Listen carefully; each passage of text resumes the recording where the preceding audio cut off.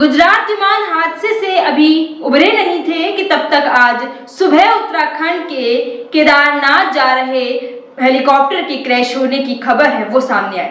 सुबह 5:20 पर केदारनाथ में एक हेलीकॉप्टर जो कि 7 लोगों से भरा हुआ था वो क्रैश हो गया और जब पायलट ने एटीसी को आखिरी बार मैसेज किया तो कनेक्ट होने में जितनी देर लगी उतने में हेलीकॉप्टर का चॉपर है वो क्रैश हो गया। 5 से 7 लोग उस हेलीकॉप्टर में मौजूद थे जिनकी मौके पर मौत हो गई। केदारनाथ से जा रहे हेलीकॉप्टर जिसमें गौरीकुंड बीच में आया और गौरीकुंड के जंगलों में वो हेलीकॉप्टर है वो क्रैश हो गया और अब डेड बॉडी ढूंढने में भी जो है काफी दिक्कतें हैं वो आ रही हैं।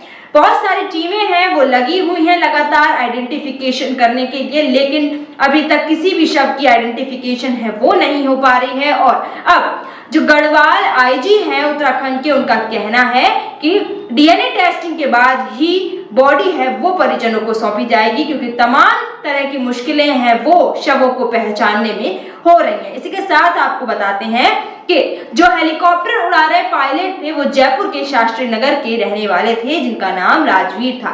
14 साल की उन्होंने आर्मी में नौकरी करी जिसमें वो लेफ्टी कर्नल से रिटायर्ड हुए थे। उनकी पत्नी भी लेफ्टी कर्नल है और उनके पिता बीएसएनएल से रिटायर्ड है। 20 दिन पहले ही वे अपने घर जयपुर आकर गए, बच्चों से मिलकर गए, क्योंकि वे 14 साल के बाद जुड़वा बेटों के पिता बने थे।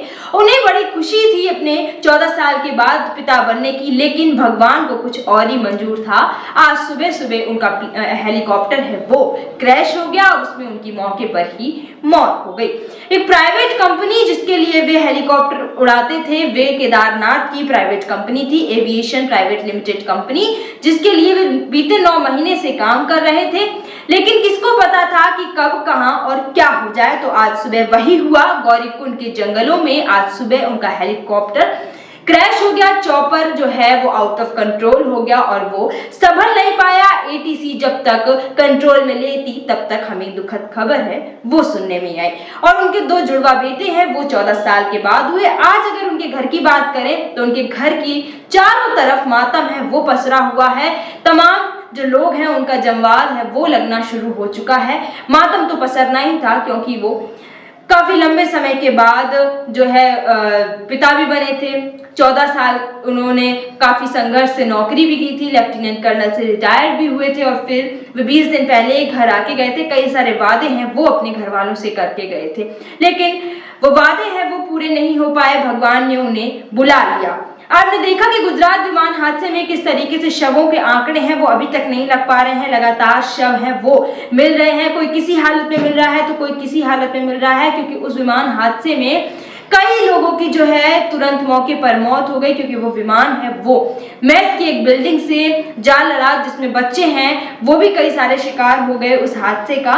लेकिन आप सोचिए कि वही एक घटना उससे उभर नहीं पाए थे और उसके बाद एक घटना हेलीकॉप्टर क्रैश होने की जिसमें 5 से 7 लोगों की मौके पर मौत हो गई और उन मृतक लोगों में एक 2 साल का बच्चा भी मौजूद था। और उस हेलीकॉप्टर में अलग अलग जगहों के लोग थे, कोई उत्तर प्रदेश के रहने वाला था, कोई गुजरात का तो कोई महाराष्ट्र का और पायलट राजस्थान के जयपुर के रहने वाले थे।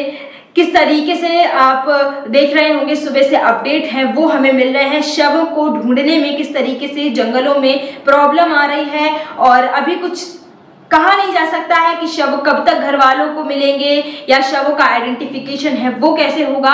वहीं उत्तराखंड के मुख्यमंत्री जो धामी हैं वो भी वहां पर पहुंच चुके हैं। अब देखने वाली बात होगी कि कब तक जो शव है वो परिजनों को सौंपे जाएंगे, क्योंकि अभी आइडेंटिफिकेशन में तमाम तरह के जो प्रोसेस हैं वो बाकी हैं, क्योंकि डीएनए टेस्टिंग के बाद ही पता लग पाएगा कि किसका कौन सा शव है।